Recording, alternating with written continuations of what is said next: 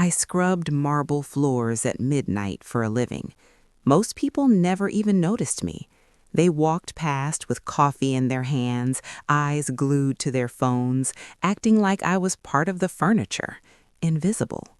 But one night, I walked into the CEO's office to empty the trash, and sitting right on his massive oak desk was a framed photograph of me. Not a random woman, not a blurry reflection. It was my face, my younger face, smiling in front of a building I hadn't seen in 40 years. My knees almost gave out, because the man who owned that office had no idea who I was, and I was about to uncover a secret that would change both our lives forever. My name is Evelyn Carter. I'm 68 years old. During the day, the city rushes like a hurricane, suits, deadlines, noise. At night, everything slows down. That's when I come alive. I clean offices in a 40-story corporate tower in downtown Chicago. People assume janitor work is lonely, but I like the quiet. The hum of fluorescent lights, the smell of lemon cleaner, the echo of empty hallways. It gives me time to think. And trust me, I've had a lot of years to think. I didn't grow up dreaming of pushing a mop. I was once ambitious. I worked in tech back when women had to fight to even be heard in meetings. I helped build a startup from scratch in the late 80s, coding systems by hand, sleeping under desks, living off vending machine coffee. We were pioneers. But life had other plans. Love happened. Marriage happened. A baby happened. And then tragedy happened. One accident stole everything I had built.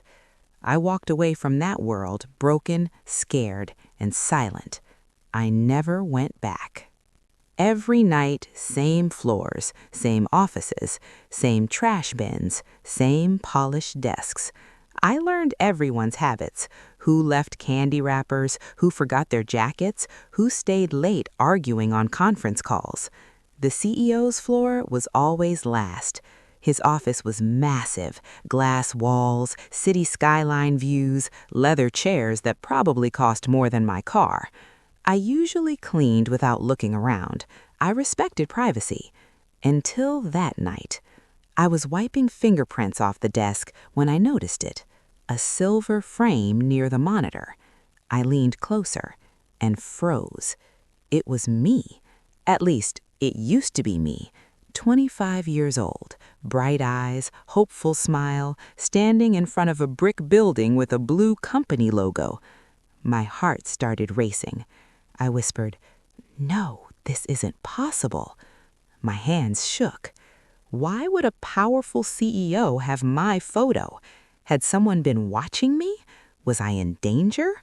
Or was this some insane coincidence?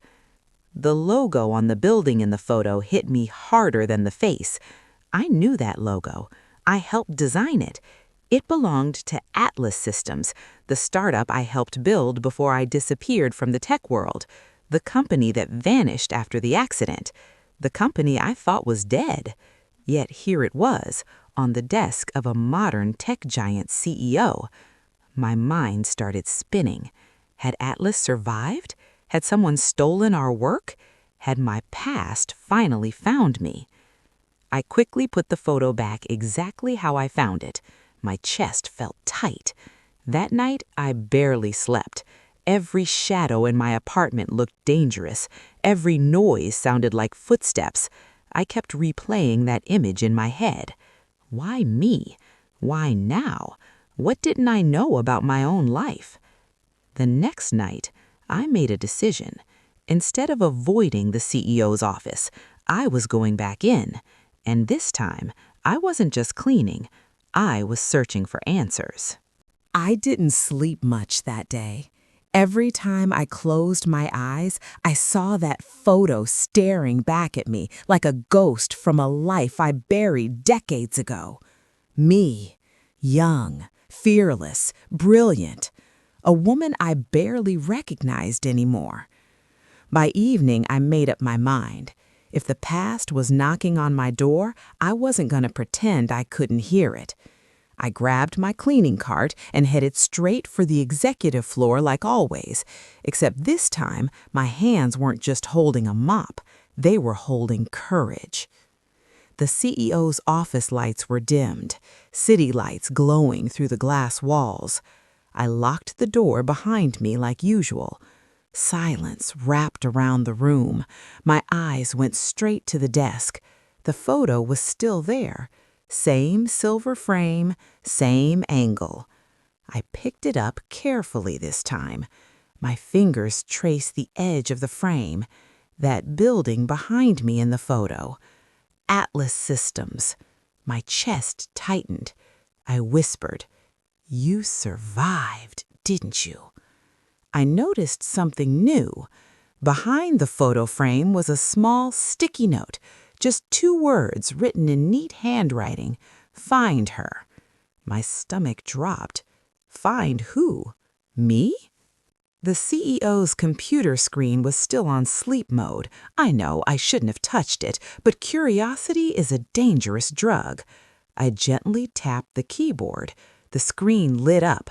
No password. A browser window popped open. Search history filled the screen. Evelyn Carter, Atlas Systems founding engineers, old Chicago tech startups, 1989, missing co-founder Evelyn Carter. My breath caught in my throat. Missing. That's what the world thought I was. Not retired, not broken, missing. Like I vanished off the face of the earth. Someone had been looking for me, hard. The memories came crashing back like a storm. Back in '92, Atlas was on the brink of something massive, a government contract, life-changing money. Then, one rainy night, a drunk driver ran a red light. My husband was killed instantly. I barely survived. My newborn daughter spent weeks in intensive care. While I was lying in a hospital bed learning how to walk again, my business partner disappeared. The company collapsed overnight. All the legal chaos swallowed everything. I never fought back. I didn't have the strength. I just wanted to survive. So I disappeared too. I noticed a folder on the desktop labeled Atlas Reclamation Project. My heart pounded. I clicked it. Dozens of documents opened, blueprints, old patents, system architecture diagrams. My handwriting was on some of them, my designs, my brainchild. Someone had rebuilt Atlas using my work, and now it was powering one of the largest tech companies in the Midwest. The CEO wasn't just curious about me, he was standing on my legacy. Suddenly, voices echoed outside the office. Security. My pulse spiked. I quickly closed everything and placed the photo back. My hands were shaking. I rolled my cart into the storage room just as footsteps passed the door. I held my breath until silence returned. That was too close. But now I knew. This wasn't coincidence. This was unfinished business. That night when I got home, I pulled out the one box I had never opened in 30 years. Inside were old contracts, old patents, and one document that made my hands go cold. Proof that I still owned 49% of Atlas Systems, and nobody knew it. I stared at that contract until sunrise. 49% ownership. Not symbolic, not emotional, legal power. I had walked away emotionally, that legally I was still tied to Atlas, which meant if Atlas had evolved into this modern company, I wasn't just a cleaner in that building. I was part owner of its foundation. My life had quietly been stolen, and now it was calling me back. The next night, I finally saw the CEO in person. His name was Daniel Wright, mid-40s, sharp suit, tired eyes hiding behind confidence. He stayed late working. I was cleaning nearby, pretending not to notice him. He glanced at me briefly. "Evening," he said politely. "Evening," I replied. My heart was pounding. This man was living off my past, and he had no clue who I was. Over the next week, I observed him. He was obsessed with Atlas. Every call mentioned legacy systems or founder architecture. He wasn't evil. He was obsessed, driven, haunted. One night I overheard him on a call. "We have to find her. Evelyn Carter built this core framework. Without her insight, we're guessing blind." I nearly dropped my mop. He was looking for me to save the company, not exploit it. I went home and drafted an email. Typed, deleted, typed again. Who was I now? A janitor walking into a CEO's world? Would he even believe me? Fear almost stopped me, but regret pushed me forward. I sent one simple line from a new anonymous account. "You've been looking for Evelyn Carter. She's closer than you think." The reply came within minutes. "Who is this? How do you know her?" My heart raced. I didn't reply. I wanted him curious, hungry, uncomfortable. The next night, when I walked into his office, a handwritten note was sitting on the desk. "Who are you?" And suddenly, the hunter was becoming the hunted. I stood there staring at that note like it was burning a hole through the desk. Who are you? Funny how life flips roles. For decades, I had been invisible. Now someone powerful finally wanted to see me. I waited until he came in. He froze when he saw me standing by the desk. "Can I help you?" he asked cautiously. I took a breath. "My name is Evelyn Carter." His eyes widened. "No, that's not possible." I pulled the old photo from my pocket and the ownership document. His hands shook. "You're real." We talked for hours. He explained how Atlas's tech resurfaced through patent acquisition after my partner vanished.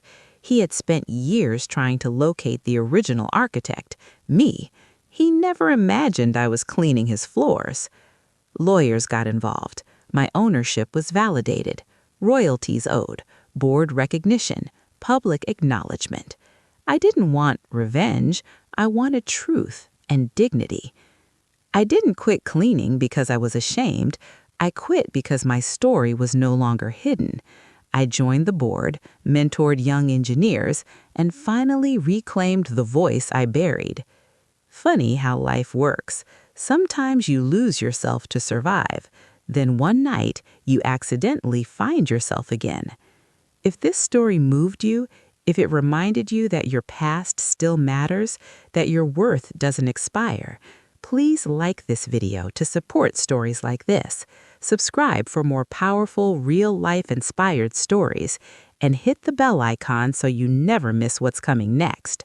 Your support keeps these stories alive. Thank you for listening to mine.